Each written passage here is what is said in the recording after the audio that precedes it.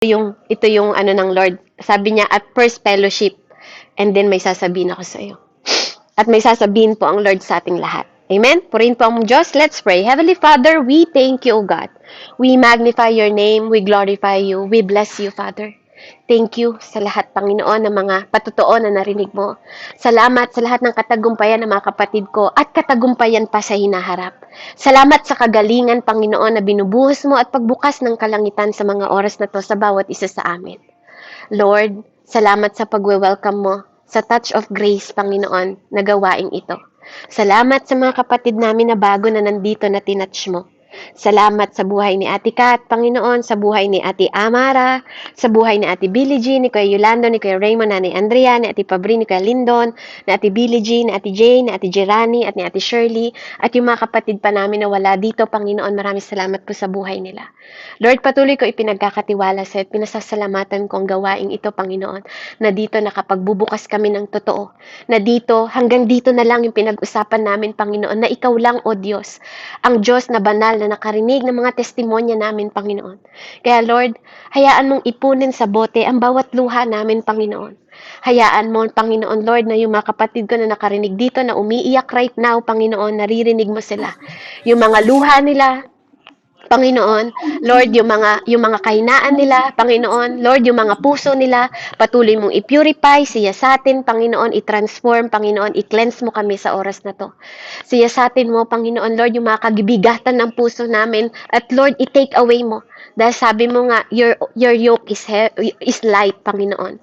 At sabi mo rin, Ama, na makinig kami sa pagtuturo mo. Dahil alam namin, Panginoon, na sa'yo at dahil sa'yo, Panginoon, mapagtatagumpayan namin ang lahat ng bagay sa mundong ito.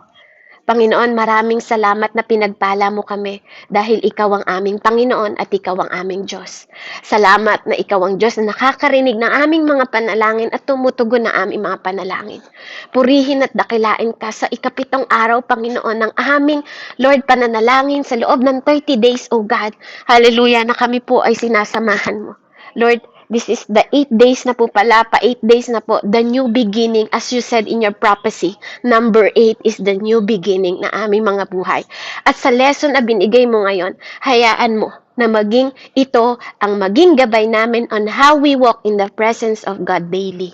Purihin ka, dakilain ka at walhatiin ka sa pangalan ni Jesus. Amen and amen. Hallelujah! So, purihin po ang Panginoon. Tayo po'y dumako, no? Sa ating mensahe ngayon on how we, kasunod pa rin po ng ating pagtuturo. Paano ba tayo lumalakad sa presensya ng Panginoon na makasunod sa Kanya sa pang-araw-araw, na po?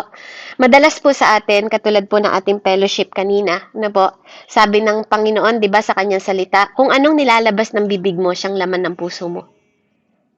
Amen? So, kayo po, bawat isa sa atin, kung ano man nilalabas ng mga puso ninyo, ng bibig ninyo, yun yung laman ng puso ninyo. Ngayong araw na to, pag-uusapan po natin kung ano yung mga salita o mga bagay na lumalabas sa bibig ninyo. Na kasi kailangan natin yan. Kailangan natin at mahalaga yan sa pagsunod natin sa Panginoon sa bawat araw. Amen? So, tingnan natin na ikaw ba, yung bang mga word na lumalabas sa bibig mo, nakaka-establish ba yan? O nakaka-build ba yan ng mga bagay sa buhay mo in future? Tanungin po natin sarili natin ngayong oras na to. Sa panahon na tayo po ay nagsasalita about the Holy Spirit, no? Sa panahon na tayo nananalangin, Lord, fill me with your Holy Spirit. Tinatanong natin, di ba? Yung entire being mo, yung buong pagkatao mo, hinihiling natin na, Lord, puspusin mo ko ng yung banal na spirito. Pero bawat isa ba sa atin na nalangin na, Lord, bantayan mo yung dila ko. Lord, siguraduhin mo, Panginoon, na yung mga mailalabas ng mga dila ko, pahawang mga pagpapala lang sa mga tao bawat araw, sa pamilya ko, sa anak ko, sa trabaho ko, sa mga kapatiran, at even sa mga tao na unbelievers. Amen? Kasi maraming tao na nananalangin, napuspusin sila ng banal na spirito, pero yung mga dila nila at mga labi, nakalimutan nating ipanalangin. Amen? Yes, we are all anointed. Lahat ng tumanggap sa Panginoong Diyos, na siya ang kanyang tagapagligtas at Savior. Amen? Ay anointed. Amen? By the reason of blood of Jesus, we are anointed. Amen? We are anointed. Ang reason ng dugo ng Diyos, 'di ba? Ay linisin ang ating mga kasalanan nung siya ay pinako sa krus ng Kalbaryo. Amen? Hallelujah. Amen po ba? Yun po yung reason ng dugo ng Diyos. Actually, sa totoo lang po, wag po ninyong mamasamain yung sasabihin ko sa inyong lahat. Wala po sa scripture yung mga panalangin na balutin mo ng banal na dugo. Yung asawa ko, yung mga anak ko, di ba? Wala po sa scripture yon. Kahit mabasa nyo yung buong Bible, yung way ng panalangin natin na balutin mo ng banal na dugo mo. Amen? Kasi yung banal na dugo ng Diyos, ginamit po yon para pang tubos sa'yo at sa akin sa harapan ng Diyos Ama. Amen? Anyone po dito na nakabasa? Sino po ang nagbasa dito na yung mga apostoles, sila Peter, sila Tatay Pablo, sila Tatay Moises, nanalangin sila na, Panginoon, balutin mo ng yung banal na dugo ang mga anak mo. May nabasa po ba kayong ganon, Kuya Lindon? Ate Billie Jean? Ate Pabrin? Meron po ba? Amen? Walang ganon. Wala pong ganong panalangin ng mga apostol. Amen? Pero masyado po silang bold sa pananalangin. Pero kahit isa po sa kanila, kahit mabasa nyo yung Roma, 1 Corinthians, diba? 2 Corinthians, Timothy, 2 Timothy, walang ganong panalangin. Walang panalangin na sinabi nila na balutin nyo kami ng banal na dugo. Amen? Madalas sinasabi nila, ipaunawa niya sa mga tao yung magandang balita, yung gospel, di ba? Ng kaligtasan. Di ba po? Yung salita ng Diyos na kaligtasan. Tama po ba? Di ba? Yun po yung sinasabi ng Panginoon sa atin. Hindi ko sinasabi sa inyo na masama yun. Hindi ko sinasabi sa inyo na masama yung manalangin na balutin ng banal na dugo. Gusto ko lang maunawaan ninyo na yung banal na dugo na yun po, inalay yun ng Panginoon para sa iyo at para sa akin, para magkaroon tayo ng malinis na buhay sa harapan ng Panginoon, para maganap yung anointing at anointed na sinasabi. Para magkaroon tayo ng kalayaan na makalapit sa Diyos Ama. Para makahiling. Para matawag na anak at hindi nakaaway ng Diyos. Yun po ang dahilan ng dugo ng Diyos. Para linisin ka sa kasalanan ko at kasalanan mo. Amen? Para magkaroon tayo ng sonship sa Diyos. Para makalapit tayo sa Kanya, di ba? Na hindi tayo nahihiya dahil tayo ay makasalanan. Dahil alam natin na sa pamamagitan ng by the reason of blood of Jesus, nabayaran lahat ng karumihan natin. Kung dati tayong baboy, kung dati tayong aso, amen? Binayaran ng Panginoon yung lahat ng kasalanan natin para po tayo ma-cleanse. At ngayon, nasa part tayo ng sanctification. Nililinis tayo ng Diyos. Tinuturuan niya tayo for His glory. Para sa glorification ng pangalan niya. Amen? Gagamitin niya, even ang pain mo, even yung mga sakit mo, even yung mga kabiguan mo, di ba? Even yung mga kasalanan mo, even yung mga kapighatian mo, gagamitin niya for His glory. Yung pain, magiging glorification ng Diyos dahil sa pangalan niya. Kaya nga, kung matatandaan ninyo, yung mga kwento po ng Bible, bakit po siya naging bulag? Sino ang nagkasala? Amen? Walang nagkasala, sabi ng Diyos, naganap yan para mag-glorify ang pangalan ko. Amen? Hindi lahat ng sakit dahil sa kasalanan. May mga sakit na kinakatagpo ka ng Diyos para ma-experience mo na may makapangyarihang Diyos. Na may Diyos na tumutugon ng panalangin. Amen? Sa pamamagitan ng mga salita, amen, na sinasabi natin sa panalangin natin, ay nagpapatunay sa iyo kung gaano mo kakilala yung Diyos mo. Sa pamamagitan ng salita na lumalabas sa bibig mo, nalalaman ng Diyos kung gaano mo siya kakilala. Amen? Hallelujah. Sa pamamagitan ng salita, pumapasok po tayo sa kapangyarihan. Amen? na pwedeng maging dahilan ng kamatayan o pagpapala natin o ng mga ibang tao sa paligid natin. So para mapuspos po tayo ng banal na spirito, amen? At even ang ating mga dila at labi, may mga bagay po na kailangan tayong itest ng Diyos. Kaya tayo dumadaan sa mga pagsubok. Kung may mga taong nagtatanong, bakit nung lumapit ako sa Panginoon, ganito yung nangyari sa akin? Subukan niyo pong lumayo sa Diyos.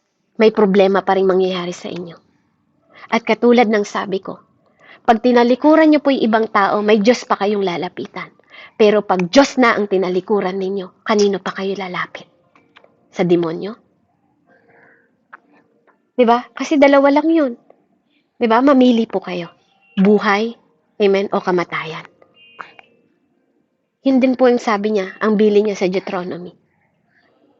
May pagkakataon tayong mamili at magdesisyon kung saan natin gustong maniwala at kung saan natin gustong itayo ang ating pananampalataya sa bawat araw na nakakalagpas tayo sa pagsubok, sa bawat araw po na nangyayari sa ating buhay. It's a test kung saan ka totoong nagtitiwala. Amen? Tinatry tayo ng Panginoon para makita niya po kung pwede tayong mapagkatiwalaan sa kapangyarihan na pwede niyang ilagay sa'yo. Bakit? Kasi kapag hindi ka naging maingat sa kapangyarihan at regalo na ibinigay sa'yo ng Panginoon, pwedeng maging danger to ng buhay mo. Pwede kang makapagsalita ng kamatayan sa ibang tao o magdulot ng kamatayan sa iba. Kaya nga sabi ng Panginoon sa atin, be slow to speak. Amen? Diba?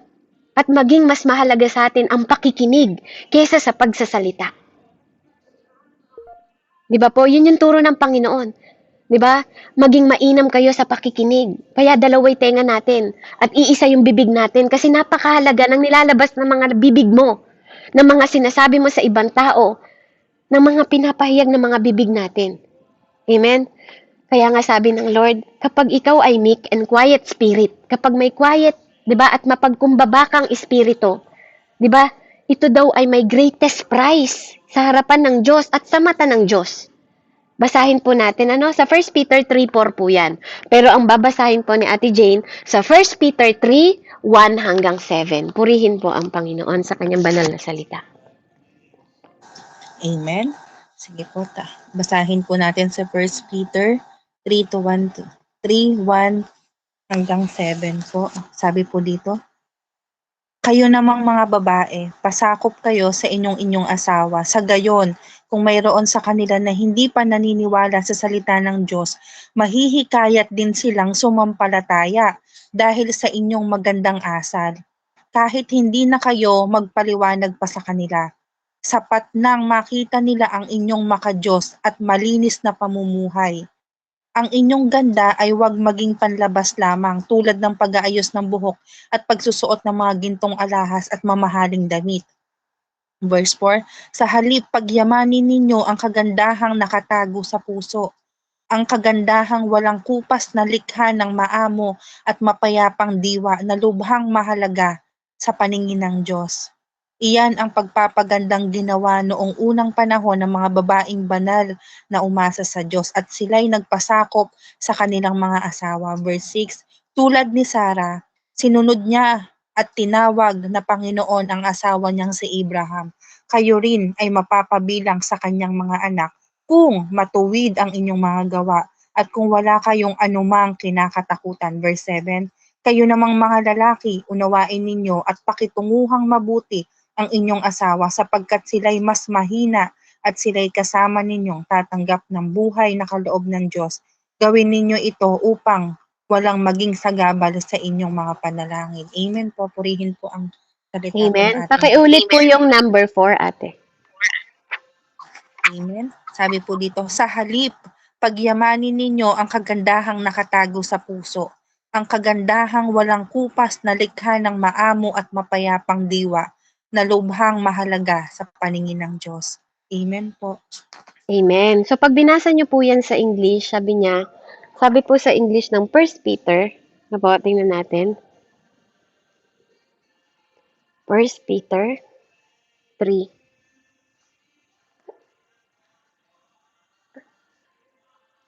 Amen. Sabi niya po dito, verse 4, "But let it be hidden man of the heart, in that which is not corruptible, even the ornament of the meek and quiet spirit, which is in the sight of God of great price."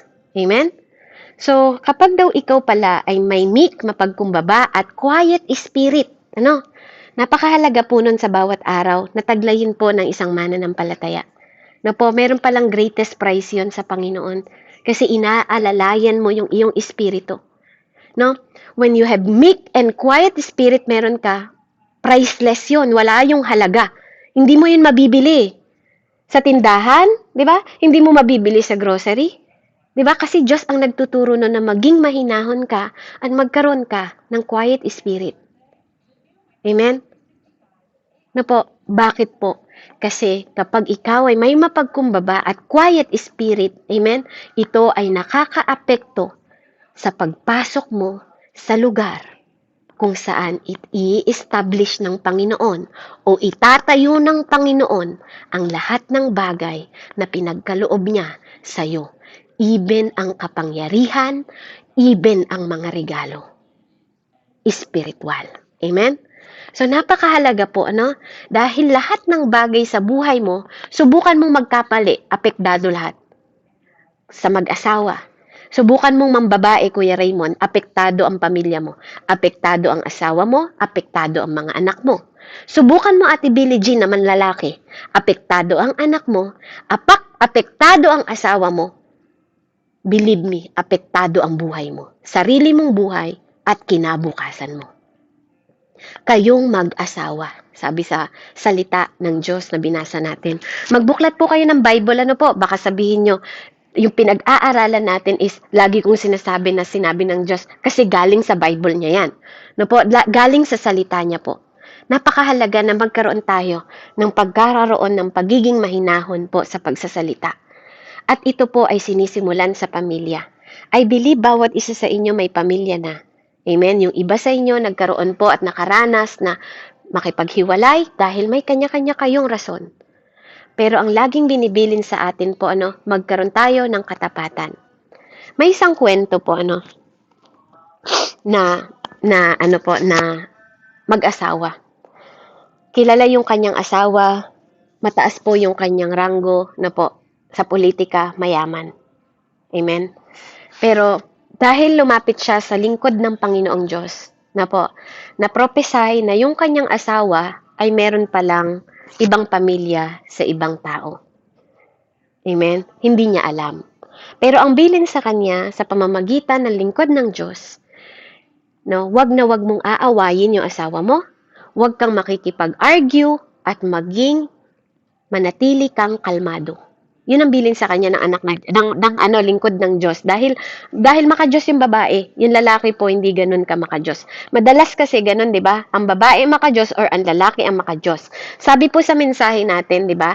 Hindi mo na daw kailangan minsan, 'di ba, na pilitin sila dahil sa kilos mo pa lang, pwede mo silang matangay sa pananampalataya. Amen? Sa pinapakita mo pa lang sa tahanan, pwede mo silang maidala sa pananampalataya. At ang mga lalaki daw, 'di ba? Wag daw nating inaano yung mga asawa nating babae kasi baka hindi daw pakinggan ng Diyos yung mga panalangin mo. Dahil may kahinaan ng babae. Kaya nga ang lalaki ang ginawang haligi, ang lalaki ang ginawang Jesus Christ ng pamilya. Kaya nga dapat mas malakas ang pananampalataya ng lalaki kaysa sa asawang babae. Kasi kayo ang ulo. Kayo ang Jesus Christ ng family. Amen? Kaya kayo lalaki.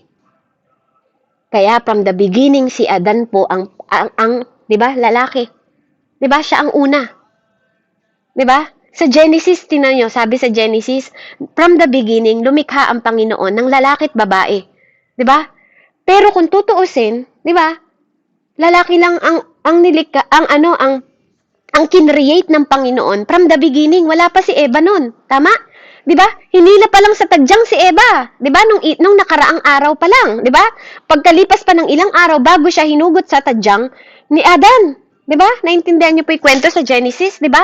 Hindi naman from the beginning nandun na si Eva sa tabi ni Adan. Tama po ba?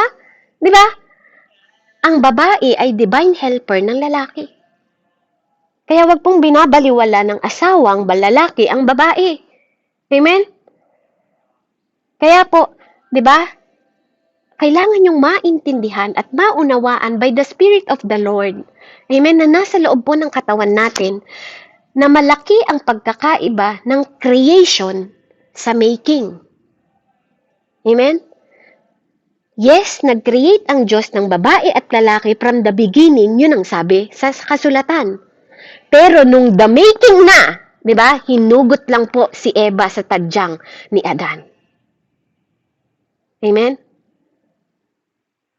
Na po, iba ang creating sa making. Amen? Iba po ang kinreate ng Diyos. 'Di ba? Nung panahon na ini-establish niya na lahat ng mga ginawa niya, ikaw din ganon. Iba ang pagpili at pagtawag sa'yo. Kasi may making pa. Gagawin ka pa ng Diyos. 'Di ba? Huhubugin ka pa ng Diyos. 'Di ba? I-elevate ka pa ng Diyos. Ipoposition ka pa ng Diyos. Kung mapagkakatiwalaan ka sa lahat ng bagay na binibigay ng Panginoon sa atin. Kung makapagkakatiwalaan ka sa bawat salita na pinagkakatiwala niya sa iyo sa pamagitan ng magandang balita at gospel. Anong ginagawa mo sa salita? Tinitingnan po tayo ng Diyos kung paano natin nilalakaran yon, kung paano tayo nagkakaroon ng katapatan sa Diyos at sa mga tao sa paligid natin. Kasi kahit walang nakakakita sa iyo at sa akin, malaki po ang CCTV natin. Sabi nga sa kasulatan ng Panginoon, ikaw tinitingnan ka, hindi lang ng Diyos, ng mga anghel sa langit. Pinapanood ka nila. Kaya nga nung sabi niya, tingnan nyo ang alagad kong si Job. Tingnan ninyo. Tingnan ninyo si Jane. Tingnan ninyo si Andrea. Tingnan ninyo si Pabrin. Tingnan ninyo si Lyndon, si Yolando. Tingnan ninyo. Hindi lang si Job. Hindi lang si Tatay Job. Lahat tayo pinapanood niya. Lahat tayo kinreate niya para sa Kanya. Hindi para sa ibang tao. Hindi para sa demonyo. Para sa Kanya. Colossians 1:16. Nakikita at di nakikita. Mabuti at masama ay under ng kapangyarihan ng Diyos. Nilikha niya sa Kanya at para sa Kanya. Amen? Hindi ka nilikha ng Diyos para sa asawa mo o para sa anak mo lang. Amen? Kaya pagmamay-ari tayo ng Diyos. Kaya bakit may karapatan siyang magselos sa'yo at sa akin? Nagseselos ka lang sa bagay na pagmamay-ari mo. Bakit nagseselos ka sa asawa mo pag may kausap siyang ibang lalaki? Kasi pagmamay-ari mo'y asawa mo. God created us. Kaya pagmamay-ari niya tayo sa ayaw at sa gusto mo. Kaya nga pag lumalayo ka sa Diyos, di ba? Sinasamahan ka pa rin niya kasi pagmamay-ari ka niya. At pag may pinapanginoon ka ng higit pa sa kanya, mapalibughuin siya. Amen? Kahit nagagalit siya, nagmamahal pa rin siya. Kahit nagagalit siya, nagpapatawad pa rin siya. Kaya nga kapag mahal mo na yung anak mo kaysa sa Diyos, di ba? Minsan anong ginagawa niya? Tinetest ka sa pamagitan ng anak mo para tumawag ka sa kanya. Pag nakita niyang mas mahal mo yung asawa mo kaysa sa kanya, itetest ka ng Diyos sa asawa mo para tumawag ka sa kanya. Pag nakalimutan mo yung first love mo, pag nakalimutan mo yung first priority mo, at pag nakalimutan mo yung creator mo, na lumikha sa'yo. Iba ang paglikha sa the making, kung paano ka ginagawa ng Diyos. Hanggang wakas. Alam niyo po, yung babae na yun, nung nakita niya yung asawa niya, nag-stay calm lang siya. Katulad ng bilin ng anak ng Diyos, ng mga elders, mga pastor natin, makikinig tayo sa kanila. Don't fight, don't argue, stay calm. Yun ang bilin sa kanya. Ginawa niya yon, nakinig siya. Sa sobrang takot ng lalaki kasi nakita niya may kasamang babae, may anak, kahit dininay niya, alam na ng babae kasi na may pamilya siya doon sa Europa, makikita mo, matatagpuan mo, pero pag nakita mo yon at didesisyonan mo na pumunta doon, stay, don't fight, don't argue, and stay calm. Ginawa niya yun. Inuulit-ulit niya yun na mas pinahalagahan niya yung pakikinig kaysa sa pagbungubunga nga, kahit may karapatan siya bilang asawa. Alam niyo, sa sobrang nginig ng asawa niya, yung mga pinahanda niya na mga paper ng attorney na ililipat niya sana'y kayamanan dun sa kabit niya. Sa sobrang kaba niya, hindi niya namalayan. Ang ginawa ng Panginoon, nilito yung kanyang mind na iabot niya lahat ng papel sa asawa niya. Dahil sa pagiging kalmado ng asawa, na itago yun ng asawa niya.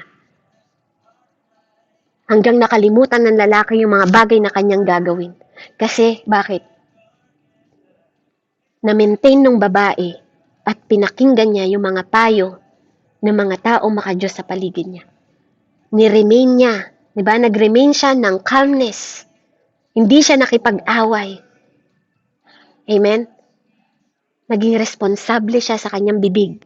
Kasi walang ibang makakapagpigil ng bibig mo at ng puso mo kundi ikaw na may katawan. Hindi ibang tao. Ikaw. Sa panahon na nagagalit ka, ikaw ang magdidisiplina sa sarili mo sa tulong at gabay ng banal na spirito. Pero pag numaban ang laman mo at wala kang quiet spirit, amen?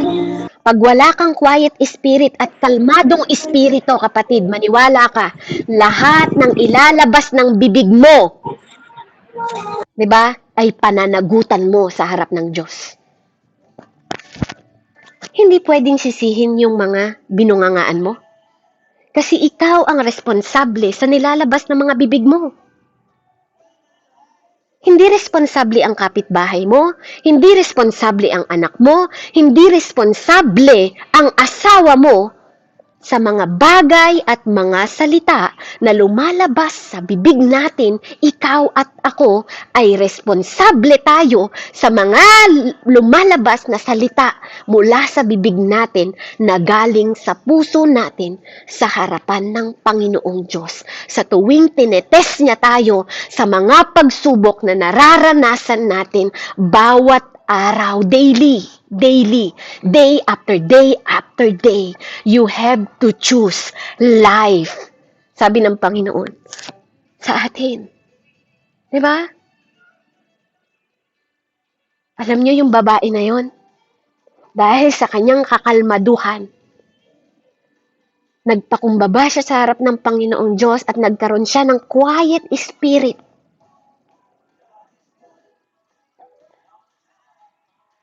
Hindi nila inaasahan na namatay yung asawa niya. At lahat ng kayamanan po hindi nakuha nung kabit niya. Akala ng mga attorney na kinausap niya, okay na, may balak siya, may plano siya, pero hindi sinabi ng lalaki kung ano yung plano niya. Na ang plano niya, ililipat niya lahat ng kayamanan sa kabit niya at dun sa naging anak dahil yun ang sinasabi ng kabit. Pero dahil naging kalmado siya, kasi ang iniisip niya, di ba, yung payo sa kanya ng mga anak ng Diyos, yung payo ng prophet na nagsalita sa kanya, yung payo ng mga pastor na nagsalita sa kanya, na pag nakita mo yung asawa mo, magiging kalmado ka lang. Huwag kang makikipag-away o kahit anong agrumento sa kanya. Dahil bakit? Sa Diyos ang pagganti. Sa Diyos ang pagganti. Alam niyo po, hindi napapirmahan. Kaya bilang mag-asawa, anong sabi? Pag namatay ang asawa mo, lahat ng kayamanan sa'yo mapupunta. Ikaw magdidesisyon nun. Yun ang nakamtan niya. Lahat ng kayamanan po, napunta sa kanya. Hindi napunta sa kabit. Kahit na maghabol siya, wala siyang natanggap. Kasi ang Diyos ang kumilos. Ano man ang nangyayari sa atin, buhay mag-asawa, kapatid, pamilya, anak, o kahit ano pa, tandaan ninyo, you are responsible sa bibig mo at sa bibig ko at sa mga salita na lumalabas sa bibig mo at sa bibig ko. Dahil ano man ang lumabas, kahit pasabihin ng mga kabit yan, kinreate yan ng Panginoon.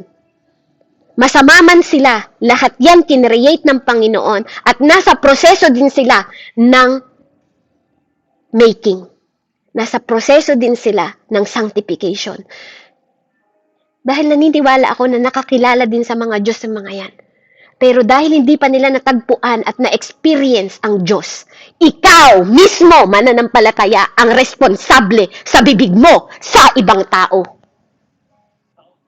Ikaw, hindi sila.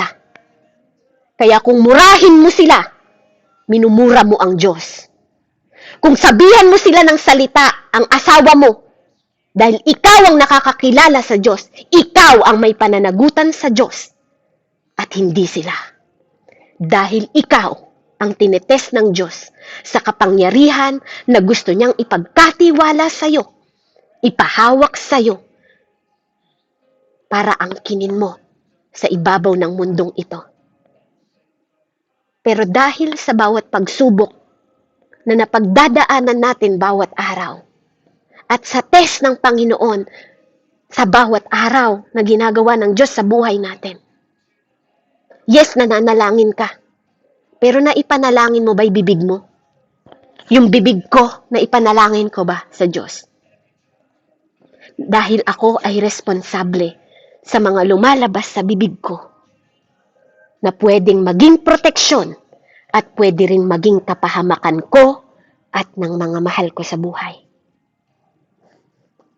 Church, you are the church of God.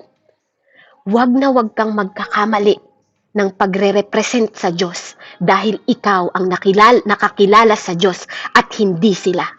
Wag na wag, kapatid. Salaminin natin yung mga sarili natin ngayon. Yung mga salita na binibitawan natin bawat araw ay tanda ng maturity natin at ignorantehan natin sa harap ng Diyos. Yung mga salita na lumalabas sa bibig ninyo at bibig ko, yan yung mga laman ng puso mo.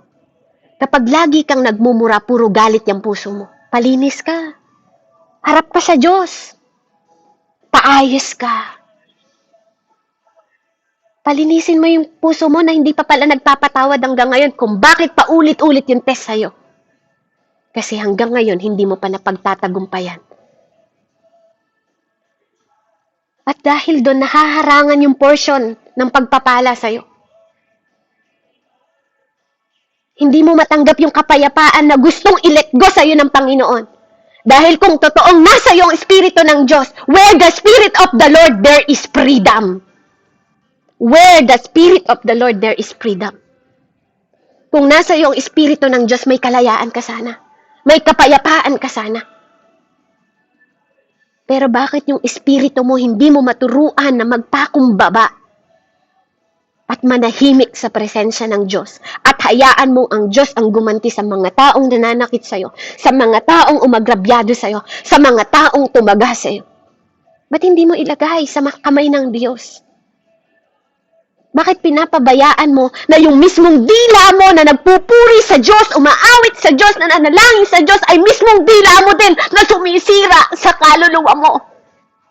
Na nagpapahamak sa pamilya mo, na nagpapahamak sa mga mahal mo sa buhay, dahil sa mismong bibig na dinadaluyan ng dapat pagpupuri at pagpapasalamat sa Diyos, ay mismong bibig din na sumisira sa kapwa mo, na sumusumpa sa kapwa mo, sa harapan ng Panginoon mo. Purihin ng Diyos.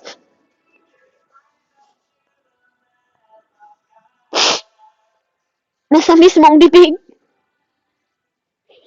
na sumusugat sa puso ng ibang tao ay mismong bibig din na nagpapasalamat at pumupuri sa Diyos.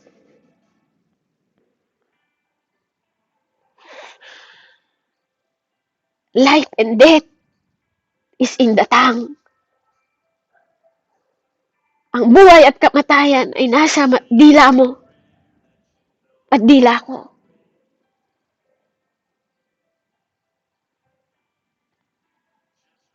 Kung iniingatan at pinoprotektahan mo yung dila mo, yung bibig mo, God will pour the oil sa mga bibig na yan. Kung hinihingi natin, Lord, filled me, puspusin mo ko ng banal na spirito po, pero hindi ka magkaroon ng quiet spirit at mapagkumabang espiritu para pagkalooban ka ng Diyos at tulungan na tayo. Paano magagamit ng Diyos yung mga labi natin? Kung itong mismong mga labi natin ang nag-iinsulto sa ibang tao. Kung mismong itong mga labi na to ang nagbabackbiting sa ibang tao. Kung mismong itong mga labi na to ang nagagalit sa ibang tao. Kung mismong itong mga labing ito walang manners para magsalita ng mga bagay na dapat sinasambit mo sa bawat araw. Bakit sa mismong labi na to? Pinapabayaan natin na mapahamak tayo. Ito po yung paalala sa atin ng Panginoon kasi kung gusto nating makalakad sa presensya ng Diyos, daily, sa bawat araw, kasama po ang mga bibig natin. Dahil kung ano ang nilalabas ng mga salita mo sa bibig mo, yan ang laman ng puso mo. Amen? Para po sa pagtatapos na verse sa James 3:1-12, pakibasa nga po.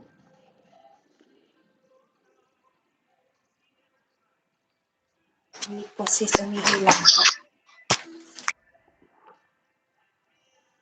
Amen. Sige po, antay natin si ate. Or kung sino po ang makakahanap po sa Santiago 3:1-12, yung malinaw po na pagbabasa. Hallelujah, Lord. Purihin ka, Ama. Oh, hallelujah. Amen. Sige po, sabi po dito sa Santiago 3:1-12 po sis. Amen po.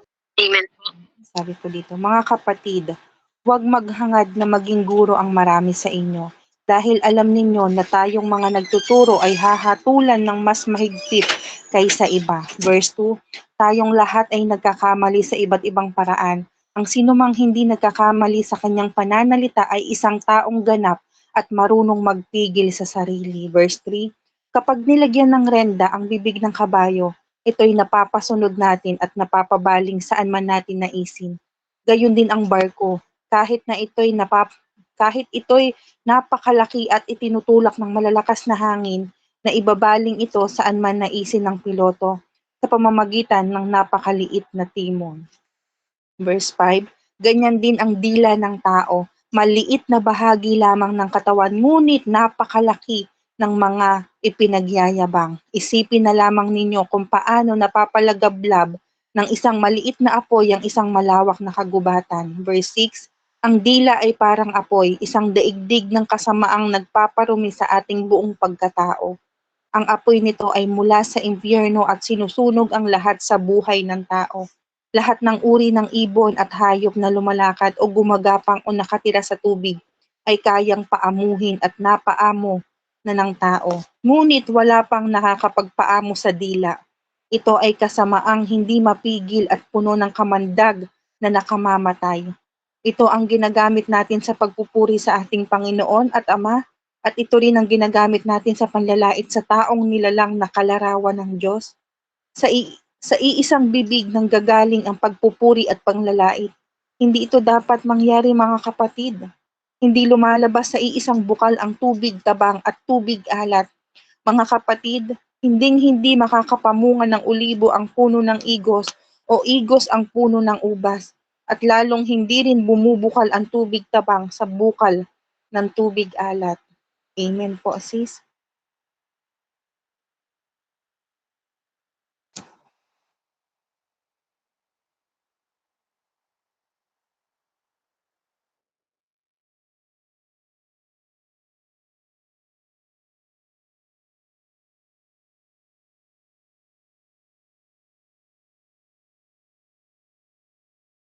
Nakamute ka po, sis Deb. Amen. Purihin ng Panginoon. Glory to God. Salamat po sa nagsalita kayo, Ate Billie Jean, na kung nakikinig kayo. Glory to God, po. So, purihin ng Diyos, po. Bawat nilikha ng Panginoong Diyos, po, ang dagat at ang ilog, amen, ay magkaiba po. Iba ang maalat, iba ang matabang. Ang bawat puno po, nilikha din ng Panginoon, iba-ibang bunga. May puno ng mansanas, may puno po ng orange. Amen? May puno ng iba't mangga. Amen? Na iba't iba ang bunga. Hindi pwedeng mamunga nga, di ba? Sabi niya doon, ng ibang bunga yung puno. Anong bunga mo? Anong bunga ko, kapatid? Anong bungang lumalabas sa bunganga mo at sa bunganga ko? Marami sa atin nagpa-fasting, nagpe-prayer, pero walang mabuting nangyayari. Madaming tumatawag sa Diyos, pero napaka-powerless.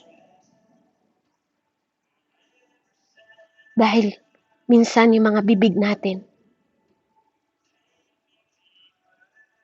walang authorization.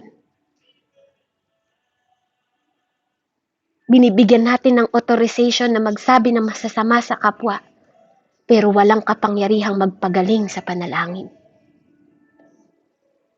Binibigyan mo ng authorization na magsinungaling, pero walang kapangyarihang magpagaling kapag naglalay hands ka sa ibang tao. Yun yung gustong-gusto ng kaaway sa atin. Mabulag tayo sa katotohanan. Kaya ang disiplina po, nagmumula sa Espiritu ng Diyos, pero tulungan mo rin yung sarili mong makipag-isa. Katulad ng mga pinag-aralan natin nung una, hindi ka lang nakikipagrelasyon, nakikipag-partnership ka din sa Diyos. Kasi yung anointing na mailalagay sa'yo, hindi pwede mong gamitin sa kapahamakan ng ibang tao, o mismong buhay mo o pamilya mo o mga anak mo. Kasi minsan, mas pipiliin ng Diyos na i-block niya yung mga bagay kaysa mapahamak ka. Kasi sa mga test pa lang, sa bibig mo nakikita. Sa mga test pa lang, na pwede niya ipagkatiwala sa iyong kapangyarihan, sa bibig mo pa lang kitang-kita na ng Diyos. Dinig niya na kung paano ka nagsasalita sa ibang tao. Nakatulad ng sabi ng salita sa James na nilikha din ng Diyos na kawangis niya yung pinagsasalitaan mo ng hindi maganda. Kapatid, mamili ka. Nakakilala ka sa Diyos para makaunawa ka. Nakakilala ka sa Diyos para yumaman ka sa salita ng Panginoong Diyos. Kilalanin mo siya bilang Panginoon mo. At habang kinikilala mo siya bilang Panginoon mo, nakikita yung bunga na yon. Amen? Huwag mong hayaan, di ba, na masarahan yung mga pagpapala na nilalaan ng Panginoon dahil lang hindi kanya mapagkatiwalaan sa bibig mo. Na siyang nagpupuri, nagpapasalamat at umaawit sa Diyos. Na ginagamit mo rin para manira ng kapwa mo, manira ng kapwa mananampalataya mo, manira ng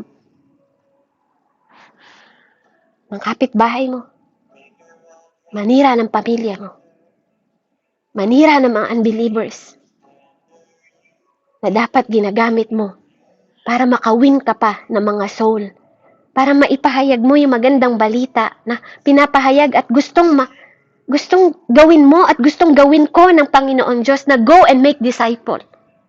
Masyado kang busy sa kaiisip, sa kasasalita, dahil sa mga sakit na pinagdadaanan mo, imbes na magpakumbaba at magkaroon ng quiet spirit sa harapan ng Diyos. Na nagpapaturo, na nagpapatuwid, na nagpapalago, na nagpapalalim sa harapan ng Diyos. Hindi yung napupuno ka ng galit, napupuno ka ng kaignorantihan, napupuno ka ng immaturity. Imbis na lumago ka habang nakikinig ka ng salita ng Panginoong Diyos. Walang kahit sino sa atin ang hindi nagkakamali. Pero sabi sa salita ng Diyos, pwede nating mapigilan. Kung ang kabayo nga tinitikom ang bibig. Di ba? Kung ang kabayo kaya, mismong hayop, kapatid, pakimyat nga po. Mismong hayop, kapatid, pwedeng mapatikom ang bibig. Ikaw pa ba na may taong may isip? May Holy Spirit na sinasabi. Nakakakilala sa Diyos na sinasabi, hindi natin mapigil ang ating mga bibig. Dahil ayaw natin magpadisiplina. Dahil ayaw natin magpatuwid, dahil ayaw natin magpaturo. Dahil di tayo magkaroon ng makapagkumbabang espiritu sa harapan ng Diyos at tahimik na nakikinig tayo sa salita ng Diyos para marinig natin yung still quiet voice ng Panginoon. Dahil ang Diyos ay hindi nagbabago noon, ngayon at magpakailanman. Kung naririnig ang tinig niya noon, naririnig pa rin ang tinig niya ngayon. Kung nagsasalita siya noon, nagsasalita pa rin siya ngayon. Pero ang tanong, kapatid, are you a good listener? Diba? Na yung mga, can your word, diba? Yung mga salita mo ba ngayon kayang mag-establish o magtayo ng isang bagay na magbibigay ng kapakinabangan sa'yo sa hinaharap? O ngayon pa lang, sumpa at sinisira mo yung mga bagay na pagpapalang meron ka sa hinaharap dahil sa mga galit at puot na nararamdaman ng puso mo na lumalabas sa bibig mo kaya ka walang kapayapaan. Paano mo matatanggap yung Lord, filled me with your Holy Spirit o puspusin mo ko ng banal na spirito kung hindi natin matutunan magkaroon ng mapagkumbaba at tahimik na espiritu? May dinidiman din po ang Diyos sa atin. Pag-aralan daw nating maging mapagkumbaba at magkaroon ng tahimik na espiritu para mabuild niya yung espiritu natin sa pamamagitan ng kapangyarihan ng banal at bunga ng Espiritu Santo. Para mamunga tayo. Amen? Kung tunay tayong anak at tunay tayong sumusunod, makinig tayo. Sabi niya nga, mas buksan mo yung tenga mo kaysa sa bilis ng bibig mong makapagsalita, kaya dalawa ang tenga, isa ang bibig. Amen? Purihin po ang Panginoong Diyos. Ito po ang mga bagay, amen, na gusto po ng Panginoon para hindi tayo mapahamak. Bigyan natin ng pagkakataon yung sarili natin na magpaturo, na magkaroon ng kalmado, amen, at mapagkumbabang espiritu sa harapan ng Diyos. Maging obedient tayo. Magkaroon tayo ng takot sa mga lumalabas na salita sa bibig natin. Dahil maraming napapahamak sa paligid natin. Maraming nasisira na hindi mo nakikita. Dahil believe it or not, maniwala ka't hindi, kapag hindi ka lumakad sa lakad ng espiritu, kapahamakan ng dulot nito. At kapag lumakad ka sa sarili mong kaunawaan sa laman, kamatayan ng dulot nito. Purihin ng Panginoon, and to God be the glory. Let's pray. Heavenly Father, we praise you, Father God. Ama, patuloy po kaming nagpapaturo sa iyo, O God, sa mga oras na to. Habang pinupuspos mo kami ng kapangyarihan ng banal na Espiritu, Ama, turuan mo din ang aming mga labi na magpuri sa iyo ng may katotohanan. Turuan mo ang aming mga labi na disiplinahin namin. Turuan mo ang aming mga labi na pigilan namin sa mga salitang walang kabuluhan sa harapan mo. At walang kabuluhan sa mga tao sa paligid namin na nilikha mo din. At hindi pa nila nakakatagpo, Panginoon, ang presensya mo. Kaya kami na nakakilala at nakatagpo sa iyo, matuto na magpakumbaba, magpaturo at magpatuwid sa harapan mo. Salamat, Panginoon, na ngayong oras na to, tinuturuan at tinutulungan mo kami upang maranasan namin at makasunod kami, Panginoon, sa bawat araw na maranasan ang presensya mo. Araw-araw, bawat araw, at sa mga susunod na araw. Purihin at dakilain ka, Ama. Sa iyo po ang katwiran, kapangyarihan, katarungan, at kalwalhatian sa pangalan ng Diyos Ama, Anak, at Espiritu Santo. Amen and amen. Glory to God po and God bless po sa bawat isa.